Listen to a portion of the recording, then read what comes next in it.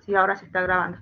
Bueno, como les decía, somos muchos, yo tengo 210 personas, así que bueno, cualquier duda, consulta, yo voy a empezar primero explicando el tema que tenía para hoy día, que es un resumen de lo que está en la cartilla que ustedes tienen. Me imagino que ya todos tienen acceso al módulo, que ese es el material básico para estudiar. Luego hay un texto que se llama, el autor es Toer, Materialismo Histórico, lo van a encontrar también en la parte de material. Hay un presi que preparó el profesor Víctor Ligarribay, que también pueden, más que nada es un gráfico con información básica, pero el texto de Toer sí se lo aconsejo para profundizar algunos temas, porque el módulo a veces es un poco escueto, un poco, le falta un poco de información. Pero con eso estamos, digamos, para que tengan el material que tienen que tener ustedes para estudiar. Yo voy a empezar explicando el tema y cualquier otra duda que no es del tema, duda administrativa, trabajo práctico, lo que ustedes quieran plantear, me lo preguntan por el chat cuando estemos por finalizar la clase ya, una vez que yo haya desarrollado el tema. Toer, ya te lo escribo por el chat,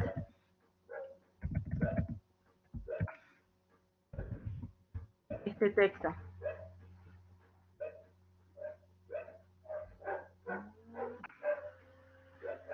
Lo buscan ahí, es un archivo que está en PDF, no son muchas hojas, está digitalizado, así que bueno. Con eso y lo que está en el módulo es suficiente para que estudien para los trabajos prácticos y para el examen. Y bueno, alguna otra que otra cosa que yo vaya a dar hoy día en la clase.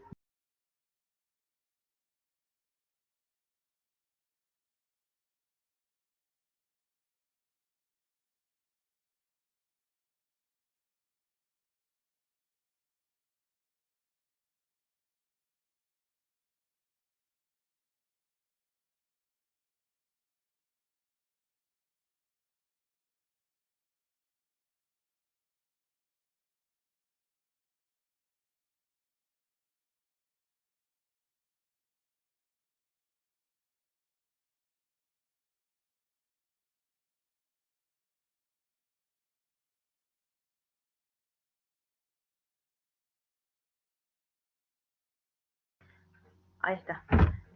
Sí, hoy vamos a ver los clásicos. Gracias al compañero que respondió. Es el texto de Toer. Ahí se los escribí por el chat.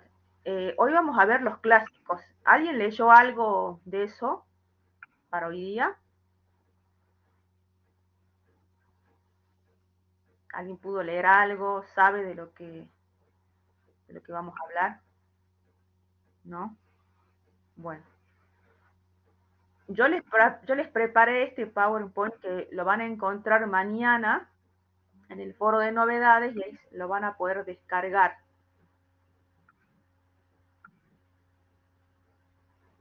Lo van a poder descargar mañana.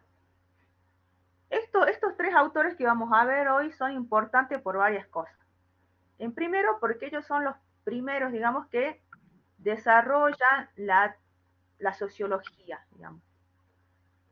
Porque después, más adelante, en las unidades, si no me equivoco, 5 o 6, van a haber otros pensadores como Giddens y Bourdieu, que ellos van a tomar cosas de estos autores. Van a tomar algunos conceptos y los van a reformular en su propio concepto. Eh, entonces, eso es lo importante.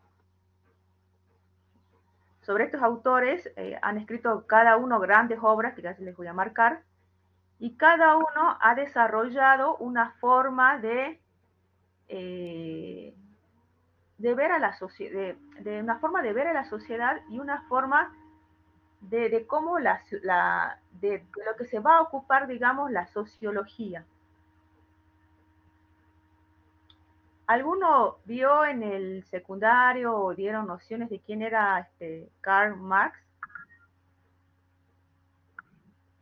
¿Sí? ¿Alguna idea tiene, seguro? mayormente en cuarto y quinto año de secundario le dieron algo. Bueno, nosotros vamos a tomar algunas cosas de eso, de esos pensadores. Y eso quiero señalarles porque, en primer lugar, estos son conceptos de cada autor. O sea, cada autor ha diseñado una serie de conceptos para abordar su teoría. Primero empecemos por Marx y la teoría del conflicto social. Bueno, Marx es un autor que tiene varias obras, yo le puse ahí la más importante, que las tienen ahí en el PowerPoint, el Capital, el Manifiesto Comunista, el Trabajo Asalariado y el Capital, entre otras obras que tiene. ¿Por qué se denomina la teoría de Marx como una teoría del conflicto social? ¿Qué es lo que estaba en conflicto? ¿Qué piensan ustedes? ¿Qué es lo que estaba en conflicto ahí? Si lo quieren lo pueden escribir, yo sé que no podemos por ahora acceder al audio, pero ¿qué es lo que estaba en conflicto? Dice, para Marx el conflicto se da entre los grupos sociales. Dice que los grupos sociales, y ese es el motor que pone a andar la historia en las sociedades humanas. Él dice, históricamente, siempre han existido grupos que se han enfrentado. Hombres libres contra esclavos. En Roma, patricios, plebeyos, señores y siervos, opresores y oprimidos. Entonces esto del conflicto ha existido siempre, dice Marx. Siempre se han enfrentado y ha terminado estos conflictos con la lucha revolucionaria, el hundimiento de una clase social y el surgimiento de otra, digamos. Ahora, ¿cuál es en la teoría de Marx las dos clases que se enfrentan? En primer lugar, la burguesía, o sea, el capital, aquellos que son dueños de los medios de producción. Y por el otro lado, el proletariado. ¿Qué era el proletariado? Era aquellos, prole, y le puse en el PDF, significa familia, en sentido, aquellos que carecen de los medios de producción y que son forzados a trabajar al servicio de otro. Entonces, él dice, estas dos clases se van a enfrentar y más adelante él dice, la burguesía, los que tienen en su teoría los dueños de los medios de producción, anteriormente fueron una clase oprimida. ¿No se imaginan por quién fueron oprimidos? La burguesía. O sea, en la teoría de Marx, ahora la burguesía se enfrenta, digamos, en conflicto con el proletariado, pero en algún momento la burguesía fue una clase oprimida.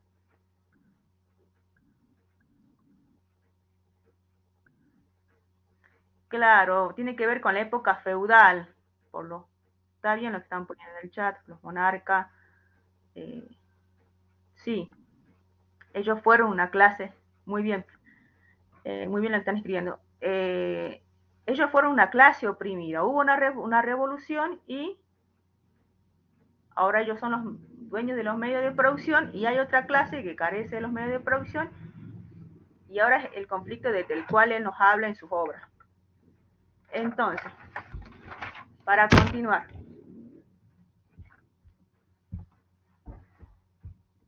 ¿en qué sentido la burguesía es la clase dominante? Él habla de tres causas o razones por las cuales la burguesía es una clase dominante. Es dominante en un sentido económico. ¿Por qué en un sentido económico? Porque es dueña de los medios de producción. En un sentido político, se dice que en un sentido hegemónico. ¿Por qué? Dice la superestructura, que esto se los voy a mencionar más adelante, la superestructura arriba que estaría el Estado y las leyes, siempre favorecen, dice Marx, a la burguesía. no al proletariado, favorece la burguesía. Y culturalmente, por la ideología en el sentido de lograr imponer los valores, sus valores, a la otra clase. Entonces, estas son los tres motivos o razones por las cuales la burguesía es una clase dominante y en un triple sentido.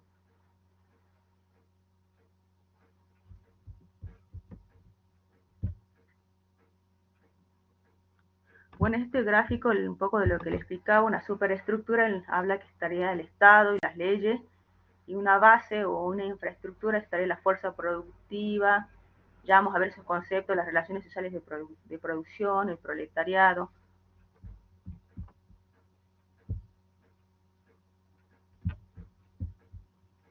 Ahí. Bueno. Entonces él dice, existe una explotación de una clase sobre otra, pero la explotación de qué es? Es de la fuerza de trabajo.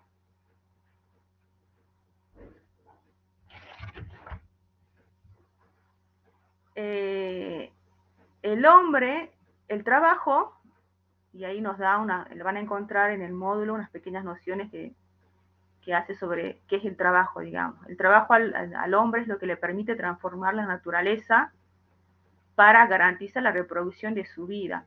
El trabajo define la condición humana. El hombre produce las herramientas con las que trabaja.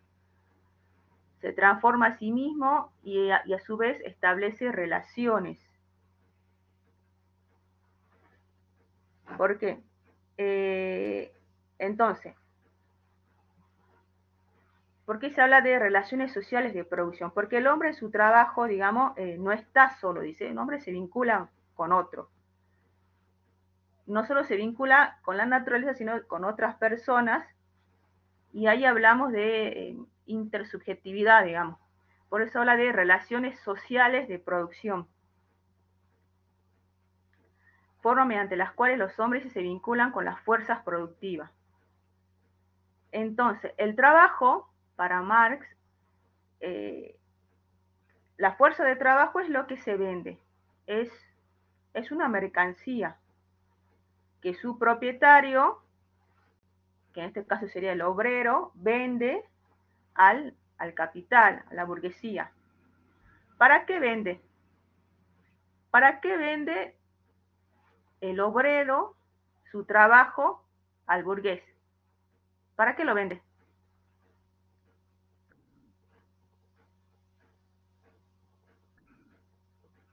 Exacto. ¿Quién respondió? Maluf.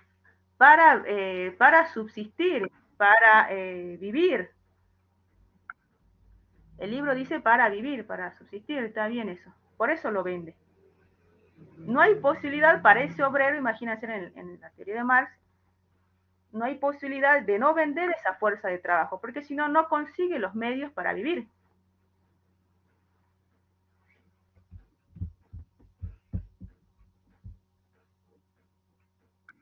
Ahí está, ahí está. Entonces, ahí tienen un resumen de lo que les estaba hablando, que es la fuerza de trabajo, para qué lo vende, y el salario como esa el pago por esa mercancía, ¿sabes? El pago por esa mercancía que es la fuerza de trabajo.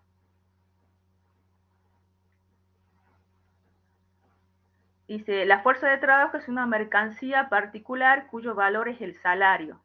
Es una mercancía creadora de valor.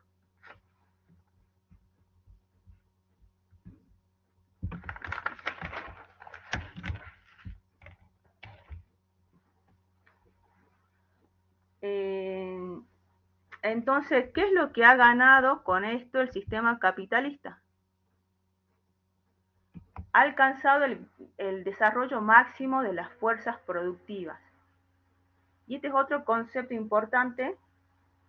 A los conceptos les recomiendo estudiarlo muy bien. Lo suelen preguntar en los cuestionarios, en los parciales.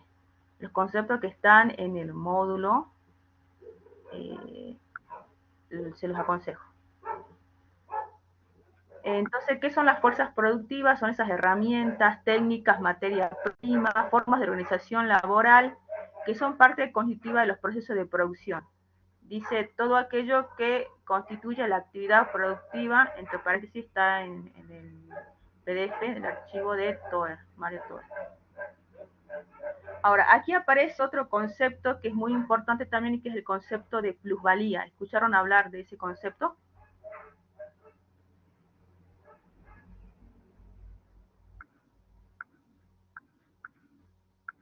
Bueno, este es otro concepto importante porque la plusvalía es la expropiación del excedente generado por la fuerza de trabajo. La apropiación por parte de la burguesía de la plusvalía generada por los trabajadores en el proceso productivo.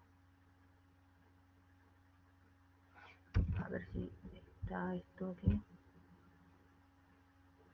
Bueno, este era como un gráfico que intenté hacerlo ese año que di la clase, donde hay, si el trabajador, o una jornada de 8 horas de trabajo, con 6 horas, que él supongamos que ha cumplido y llegar a lo óptimo, 2 horas de diferencia, en esas 2 horas de diferencia el trabajador producía más valor. Ese más valor, digamos, era expropiado por el capital, por el burgués. Entonces, es este concepto. Del excedente, dice, habla de excedente, esta palabra es importante, generado por la fuerza de trabajo.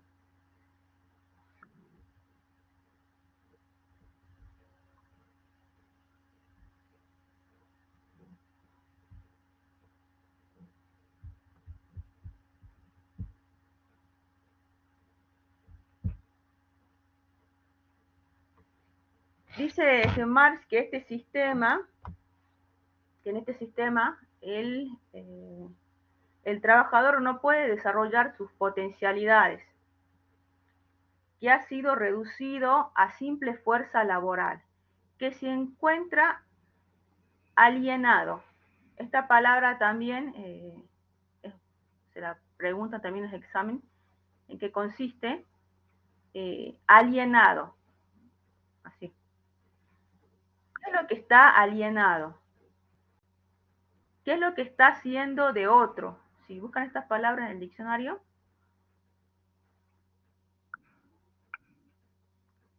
enajenado. Bien. ¿Qué es lo que está alienado? Dice del obrero respecto del producto de su trabajo, lo que ustedes saben que de quién es quién es dueño del producto del trabajo. El obrero no lo es. Dice ya que no es propietario de ello. De las decisiones de la producción misma, ¿por qué? Porque él no es el dueño de los factores de producción para realizarlos bien, no es dueño de su propio trabajo que no le pertenece, porque es el capital, el burgués, quien decide qué, cómo, cuándo, dónde y para quién producir.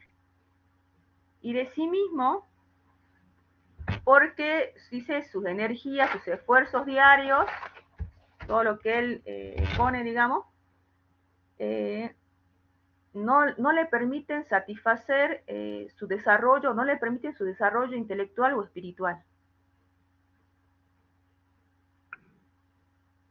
Dice Marx, esto está en el módulo, que el capitalismo cosifica las relaciones entre los hombres, ya que los hombres se vuelven cosas en el sistema económico, objetos necesarios para la producción de las mercancías y la multiplicación de las ganancias de los empleadores.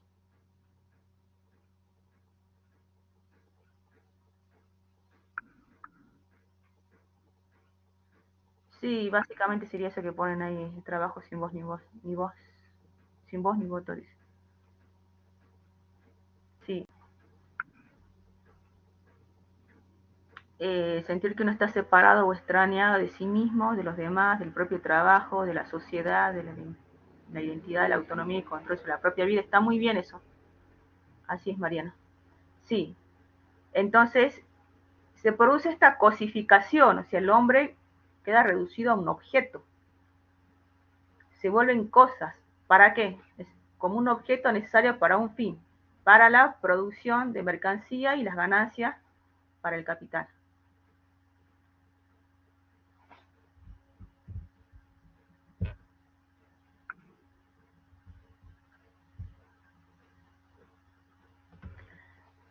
Bueno, eso es resumidamente el pensamiento de Marx. Tiene varios conceptos, como ven. El concepto de plusvalías es un concepto muy importante.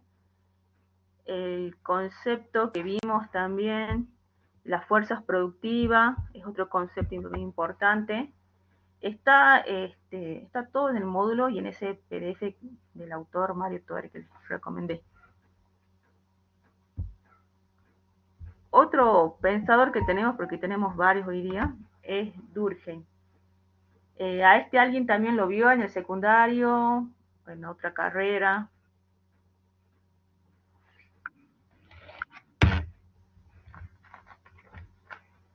No,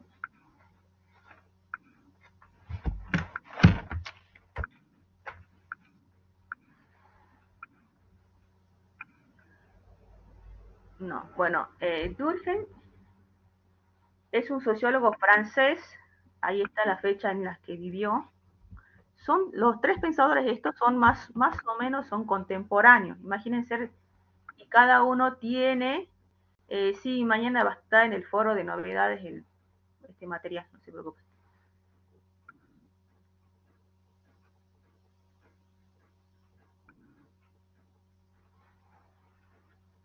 Eh, Son más o menos contemporáneos y cada uno tiene,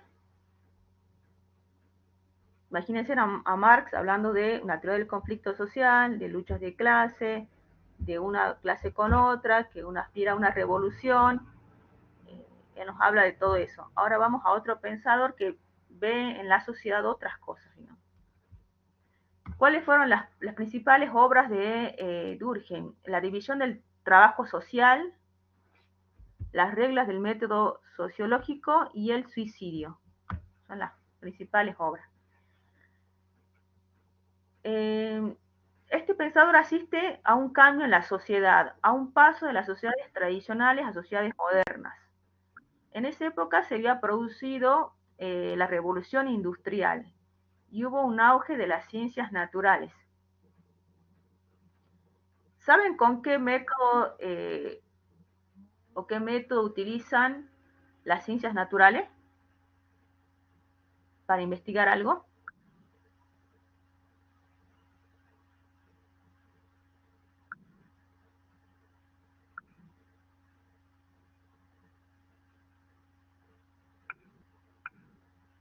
Dicen método científico, método de observación también,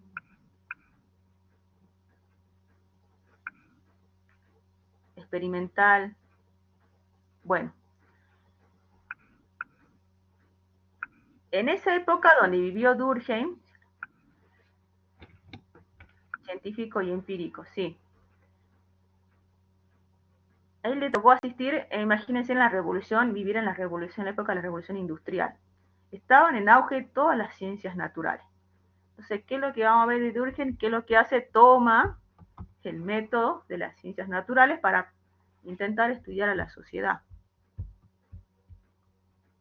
Dice, ¿cuál es el objeto de la sociología para el autor?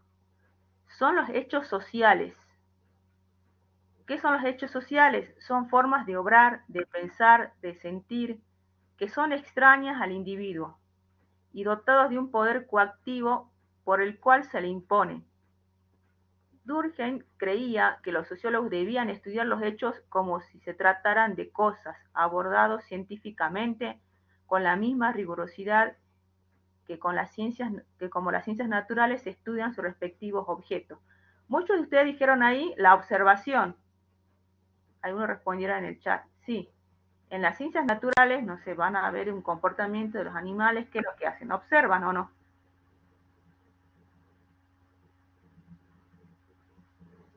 Entonces, esa forma de estudiar a la naturaleza que en ese momento en que vivió estaba en boga las ciencias naturales, él lo traslada para estudiar la sociedad.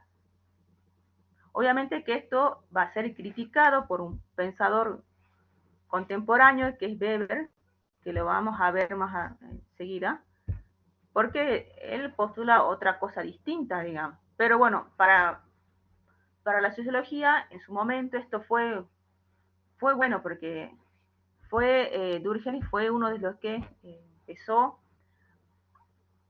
a dar las bases para crear la ciencia de la sociología. Porque en ese momento la sociología todavía no estaba constituida como una ciencia. Recién estaban dándose los primeros conceptos, los primeros lineamientos para que la sociología sea una ciencia, bueno, y avance hasta donde la tenemos hoy en día, digamos. Pero en su momento sí. Dice, pero ¿cómo estudiar un hecho que en principio no se puede observar a simple vista? Un hecho social puede ser explicado por otro hecho social. ¿Cómo son los hechos sociales? Coactivos. Tienen un origen social propio. Dice que no son el resultado de la sumatoria de las conciencias individuales. Son exteriores porque no surgen del interior del sujeto, de su subjetividad. Son anteriores, ya que existen por sí mismos. No se puede adjudicar a ningún individuo particular el origen de estos hechos. Son coactivos porque se imponen desde fuera, condicionando las acciones. Son irreflexivos, se aprenden a través de la educación y la vida de las instituciones, operan en nosotros de una manera rutinaria e inconsciente. Entonces, él nos hablaba, primero el desarrollo esta teoría de los hechos sociales, qué son los hechos sociales,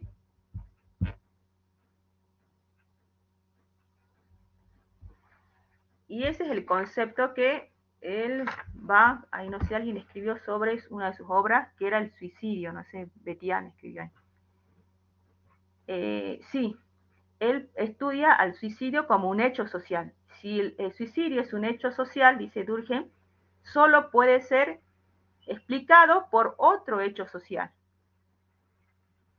¿Esto qué significa? Que él ve al suicidio como algo que no es solo individual del sujeto, digamos, porque el sujeto quiso, sino que lo ve como producto del contexto en que esa persona vive. Y él en su libro redacta varias causas por las cuales creen que una persona se suicida, porque en determinados países o en determinados lugares hay más suicidios que en otros. ¿Me entiendes? Ese ejemplo está bien desarrollado en el módulo, si no me equivoco. Pero sí es así como dice la compañera. Él dice en su libro, especialmente, que es un hecho social. Si es un hecho social, puede ser explicado como por otro hecho social. Y no solo tiene un contenido psicológico, porque en ese momento también estaba surgiendo la sociología, y la sociología nos va a dar una explicación individualista de la persona. Entonces le dicen, no, esto también tiene que ver con la sociedad, digamos. Entonces, esa obra es importante porque es una de las bases para consolidar, que empieza a consolidar la sociología como ciencia, separándose de la psicología, de la antropología, de otras ciencias.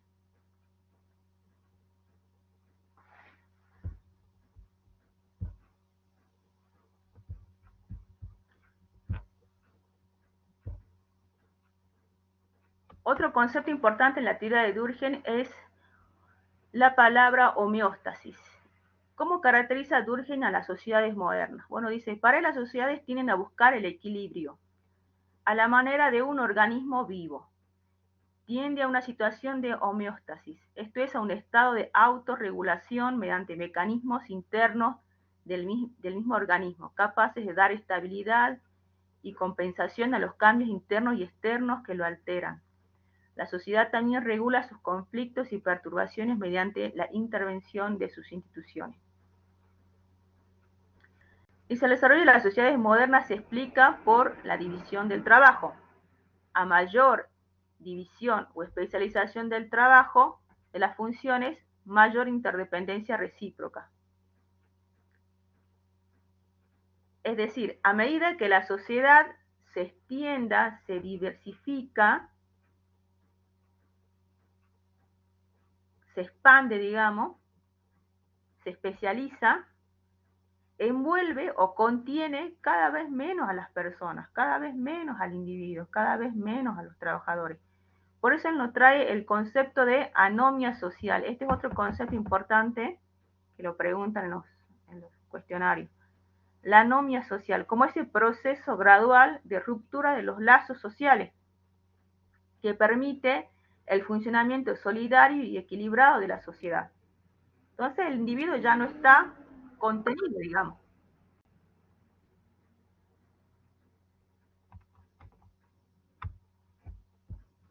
Ya no hay instituciones o las instituciones que hay no contienen a los individuos.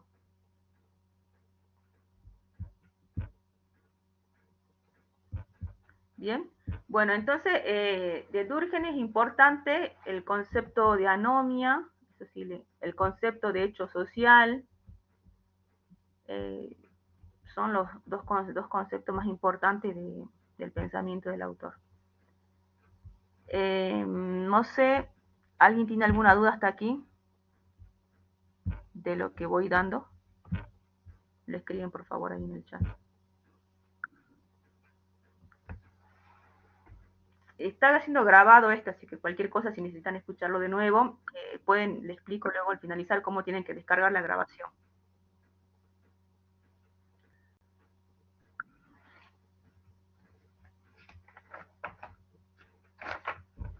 Y por el último pensador que vamos a ver es Max Weber, que si les comento ahora es uno de los más, los que con el tiempo los investigadores incluso los siguen muchísimo, no dejan de citarlo en las investigaciones. Estoy en varios proyectos y, y su teoría, que tiene que ver con el método interpretativo, es, sigue siendo utilizado ahí por grandes investigadores con los cuales hace tiempo tuve que hacer unos cursos y sigue estando. Imagínense la antigüedad que tiene este pensador y sus ideas, más que nada la antigüedad que tiene, y que aún lo sigan utilizando como referencia, como marco teórico en las investigaciones que tienen que ver con la sociedad. Bueno, Max Weber, ahí está la fecha en la que vivió. Si chequean esta fecha con la anteriores, van a buscar encontrar esta coincidencia de que los tres vivieron más o menos en la misma época y cada uno tenía su teoría. Imagínense Marx con el conflicto social, lucha de clases, revolución, una clase oprimida, la otra.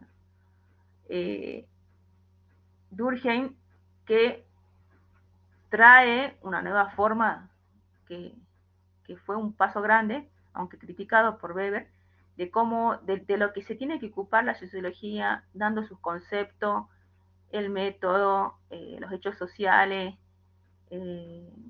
pero bueno, hay cosas que se le van a criticar a Durkheim, que Weber va a criticar a Durkheim, pero que también fue con su obra El suicidio, él pretende dejar, bueno, se puede estudiar la sociedad y el individuo no con la psicología, no con la antropología, sino con esta teoría que estoy proponiendo yo. Eso es lo que dice Durkheim. Y ahora vamos a ver a Weber, que es el sociólogo más importante del siglo XX. Es un sociólogo que cuando vean las unidades más adelante, Giddens y Bourdieu lo van a citar porque van a traer algunos conceptos de él y van a reformular y van a dar sus propios conceptos. Pero fue el sociólogo más importante del siglo XX. En su obra Economía y Sociedad, es una obra que yo un día la saqué, la vi varios capítulos, leí varios capítulos, es inmensa la obra, está redactada de una manera, no es tan sencilla leerla. Sí es importante de esa obra el capítulo 1. ¿Por qué?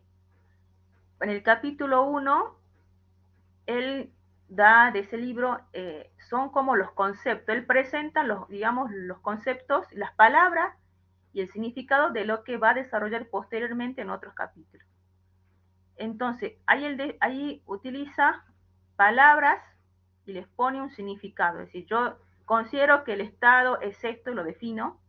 Entonces, para los otros capítulos, cuando él menciona el Estado, ya sabemos a lo que nos estamos refiriendo. Entonces, ese capítulo se llama Conceptos Sociológicos Fundamentales. Si quieren, se los puedo compartir el capítulo, eso no está en el material. Es el capítulo más importante y de su obra, de esa obra más que nada. Él define en ese capítulo como una ciencia, la sociología es una ciencia, dice, que aspira a comprender la acción social. Para explicarla en su desarrollo y efectos, sostiene que la ciencia debe caracterizarse por su neutralidad valorativa. No nos puede decir cómo debería ser el mundo, sino cómo es. Dice, la sociología es una ciencia de la realidad. Entonces, aquí encontramos una primera diferencia con Durkheim. ¿Se acuerdan cuando Durkheim definía los hechos sociales? ¿Cómo eran los hechos sociales? Una de las características que teníamos es que los hechos sociales eran exteriores, que surgían del exterior, que no surgen del interior del sujeto, sino de afuera. En cambio, aquí Weber nos dice, no, lo que debe hacer la sociología es comprender la acción social, la acción que desarrolla el sujeto, comprender, luego va a decir interpretar. Este autor establece una división entre las ciencias naturales y las ciencias del espíritu, las ciencias humanas. Weber era muy crítico de la posibilidad de constituir cualidades con un carácter de ley en la sociología.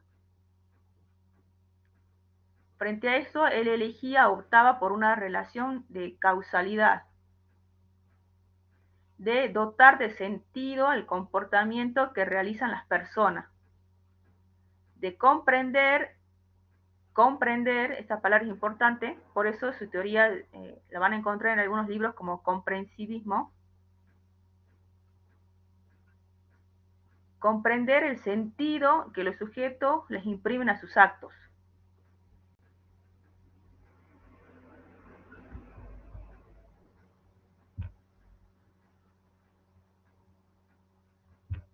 Entonces, si para Durkheim el objeto de la sociología eran los hechos sociales, para Weber el objeto de la sociología es la acción social. ¿Qué es la acción social? Es una acción humana que enlaza un sentido subjetivo, dice, referido a las conductas de otro. Es una acción mentada porque tiene un motivo. Es la acción por la que los otros, por la que los otros pueden estar presentes, pueden ser pasados, pueden ser futuros, pueden no estar físicamente. Es una acción vinculada a otro, aunque esa persona se comporte de otra manera. Es decir, todo lo que realiza el sujeto en su vida, dice Durkheim, siempre está en referencia a otro y siempre está motivada. Esas dos cualidades. Entonces, él dice, hay que estudiar al sujeto o las acciones que realiza el sujeto, interpretando, tratando de encontrar el sentido de por qué esa persona hace lo que hace, digamos.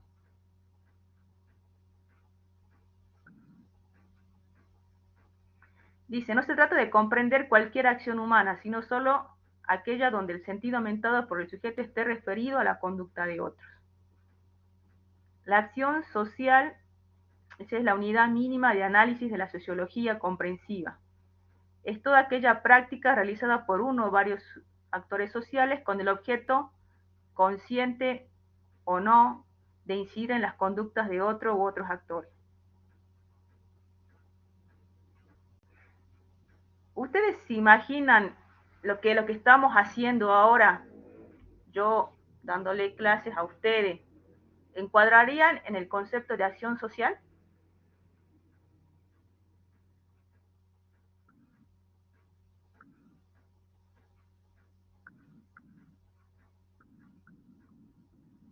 Sí,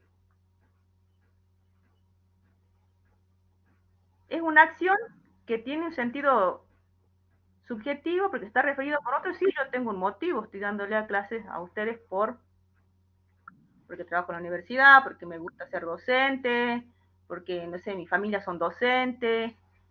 Claro que hay un motivo, es una acción mentada. ¿Está referido a otros? Sí, a ustedes. Hay una interacción, sí, también.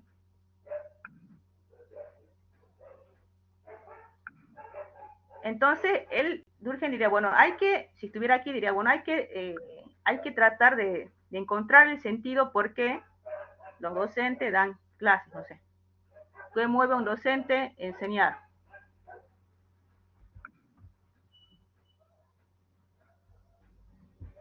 La sociología no busca establecer lo válido, lo verdadero del sentido mentado por los sujetos.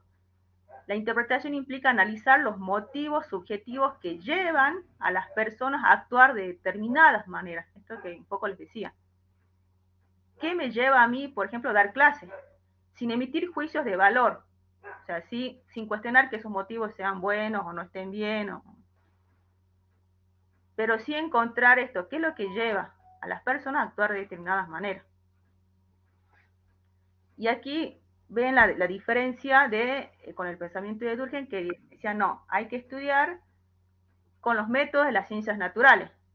O sea, este mismo hecho de yo que le esté dando clase a ustedes y que para esto pueda ser encuadrable o estudiable con la teoría de Weber, con la acción social, que es lo que me mueve a mí a dar clase a ustedes, podría ser utilizado como Durkheim, pero con sus propios métodos. Por ejemplo, observación. Él diría, no, yo tengo que observar a los docentes dan clase. Pero ni siquiera me pregunta, digamos, porque la teoría de él, que emplea viene de las ciencias naturales, la observación científica, lo empírico, como los hechos sociales, como cosas, digamos. Fue un gran paso lo de Durkheim, sí. Sí, es un pensador de la hermenéutica, no sé quién preguntó ahí, sí. Durkheim es positivista, sí. Y Weber, dentro de la hermenéutica, sí. La hermenéutica significa interpretación, sí, está bien. Eh, bueno, entiendan el ejemplo que di del aula, las clases, del docente. Eso no está en el libro.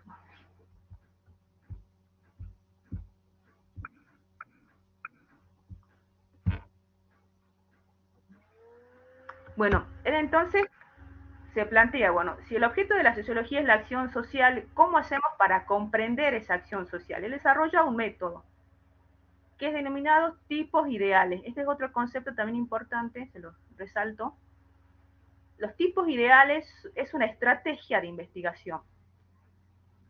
Es el método para acceder a comprender el sentido subjetivo. Es el método. Es la estrategia que va a utilizar el sociólogo para el investigador para comprender. Los tipos ideales son constructos analíticos ideales, no reales. Estos se expresan de modo aproximativo, dice, y en base a la experiencia histórica disponible, el curso probable de acción y los motivos ideacionales.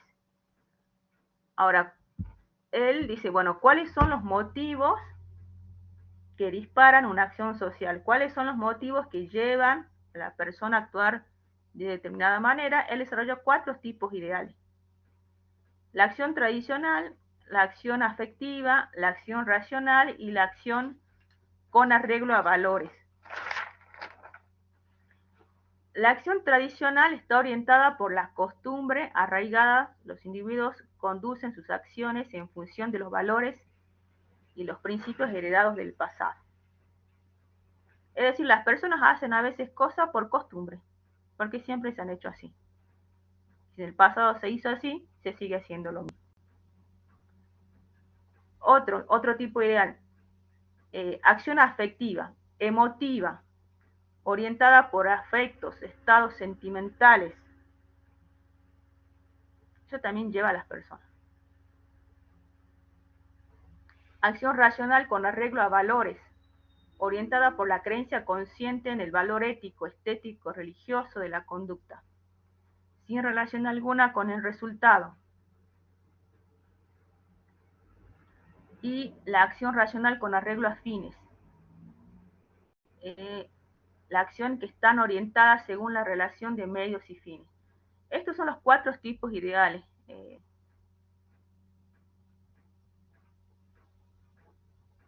Podríamos ponerlo, si pensamos, en el ejemplo que le estaba dando del aula. ¿Qué motiva a un docente, estoy suponiendo, a dar clase? Si, si hablamos de acción tradicional, si es por costumbre, bueno, puede ser, en mi familia son todos docentes, ¿o no? ¿Qué piensan ustedes? ¿Podría ser un tipo de acción tradicional? Mi mamá fue docente, mi abuelita fue docente, yo soy docente.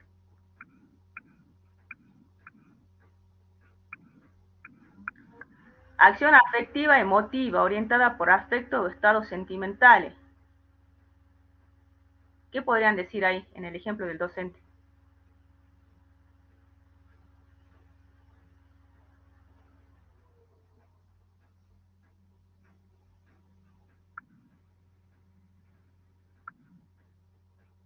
Amo la profesión, claro, ese podría ser también un vínculo. Vocación, eh, el fin de la, lo que los mueve a uno a hacer algo. Me gusta dar clase, mi pasión, eso, me apasiona. Racional con arreglo a valores, orientada por la creencia consciente en el valor ético, religioso, estético de una conducta sin relación alguna con el resultado.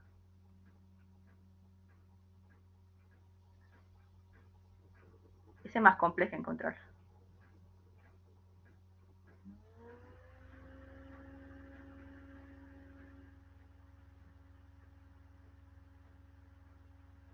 Está medio compleja esa, ¿no? Encontrarla.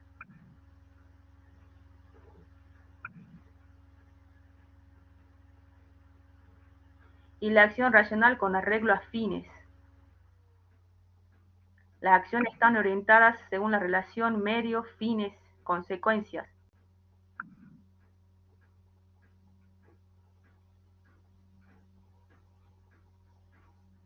Sí, dice la compañera, la acción racional lo veo más para las fuerzas. ¿Fuerzas de qué te referís?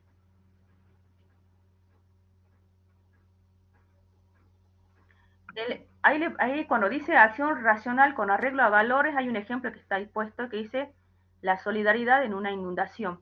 Porque este ejemplo estaba pensado en qué pasa cuando hay grandes inundaciones, no solo aquí, sino en otros países, cuando el agua llega hasta los techos, si vieron, y hay personas que hacen, se van, en la inundación buscan salvar su vida y se van, y otras se quedan a ayudar, ¿o no? ¿No vieron eso en los medios? Entonces, él pone ese ejemplo ahí, con arreglo a los valores, digamos, porque algunos se van y otros se quedan, aún poniendo en riesgo su propia vida.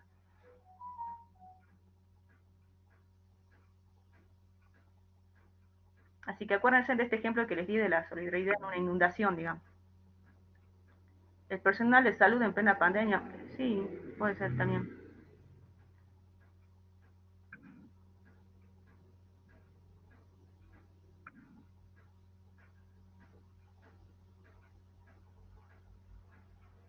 Acción racional con arreglo a fines, según la relación medio-fines. Podría ser el hecho de que ustedes en el último, en el cuarto, acción racional con arreglo a fines.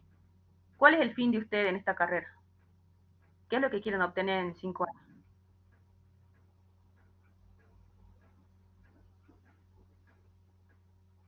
Un título, una profesión, un título, claro.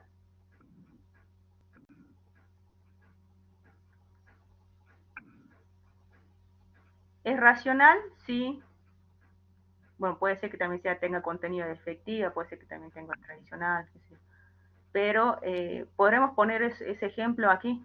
Hay una relación de medios fines. Usted tiene que aprobar cierta cantidad de materia para obtener el título. Si no rinden esas cantidades de materia, no van a obtener el título, ¿o no?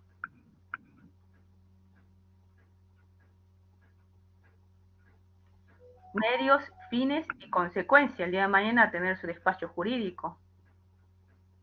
Podemos poner ese ejemplo ahí, acción racional con arreglos fines. Igual también tiene un poco de los otros, ¿no? Emotiva, tradicional, y su familia son abogados, también puede tener otras cosas. Pero un ejemplo que también encuadraría aquí.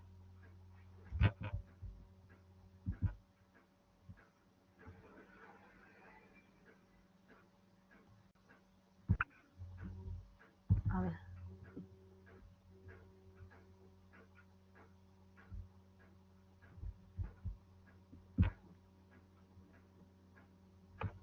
Bueno. Otra distinción, dice un compañero, yo creo que en todos los ejemplos hay un poco de todas, con predominio de una idea. Sí, sí, si encontramos, buscamos situaciones de la vida, sí. Otro, otro tema importante en la teoría de Weber es la distinción que hace él entre poder y dominación. Él hace una distinción, no es lo mismo ejercer poder que dominación. Dice, el poder es la capacidad de ejercer cierto influjo sobre otros. Es la posibilidad de imponer mi propia voluntad, aun cuando yo encuentre resistencia, aun cuando haya resistencia. Inclusive violencia. Bueno. En cambio, la dominación, dice, implica un determinado mínimo de voluntad y obediencia. O sea, hay un interés en obedecer. Dice, y eso es esencial en toda relación de autoridad. ¿Por qué? Porque a partir de estos conceptos, Weber utiliza o busca sistematizar las razones por las cuales los hombres pueden obedecer un mandato determinado. Es decir, él busca ahora, así como lo hizo con la acción social, encontrar los tipos ideales de la dominación, más específicamente. Entonces, hay tres tipos ideales, tres razones por las cuales los hombres obedecen un mandato. Dominación con carácter tradicional.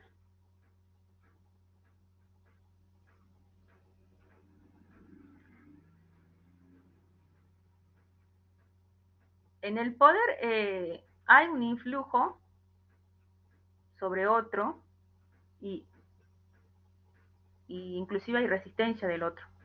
No sé quién escriba en el chat. Hay resistencia del otro. Entonces, por ende, también puede haber violencia. En la dominación, no. En la dominación dice, hay un mínimo de voluntad de la otra parte, digamos.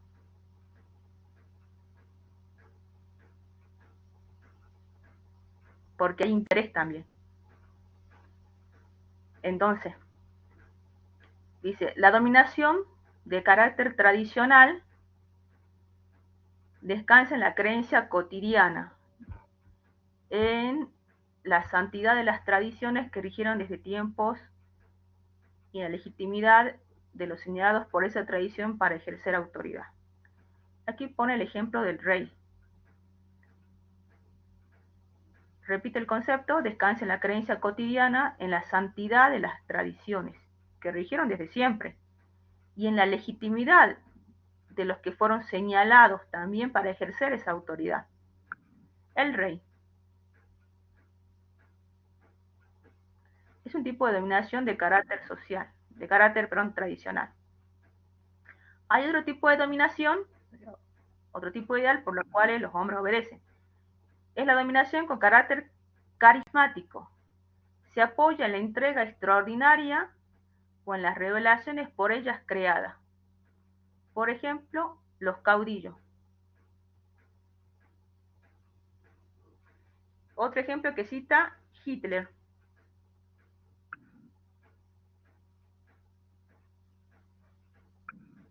Carismático, Maquiavelo podría ser también. El liderazgo político, sí, ahí lo sitúa ahí. Si lo tenemos que encuadrar en esto, sí, algunos sí. Hitler, imagínense, en su época fue alabado. Y otra, dominación de carácter racional. Dice que se fundamenta en la creencia en la legalidad de las ordenaciones estatuidas y en los derechos de mando de los llamados por esas ordenaciones a ejercer autoridad. Y ahí pone como ejemplo el Estado moderno. Está esta creencia de lo legal, lo que fue estatuido, lo que es lo correcto, lo que fue mejor para la sociedad, para, para, para el gobierno de las personas.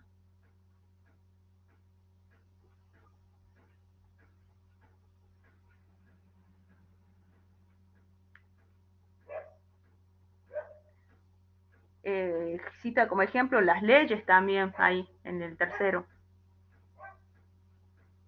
¿Qué hace que obedezcamos las leyes nosotros? El Estado moderno, las leyes. Sale una ley y ¿qué hacemos? ¿La acatamos o no? Se reforma el Código Penal. La Constitución, sí.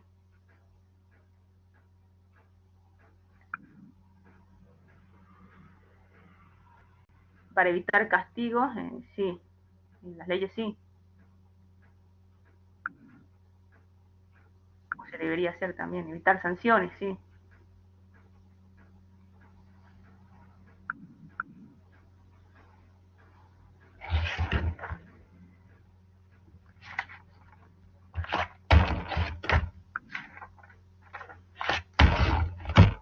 Una consecuencia legal en las leyes también, por evitar sanciones, para evitar castigos, sí. En el tercer tipo de dominación de carácter racional, él pone al Estado moderno, también otros autores citan las leyes, sí,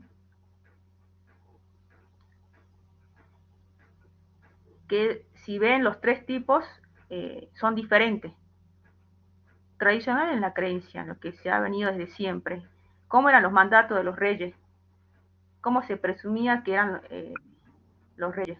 Imagínense, en la antigüedad, ¿quién les daba el poder a los reyes?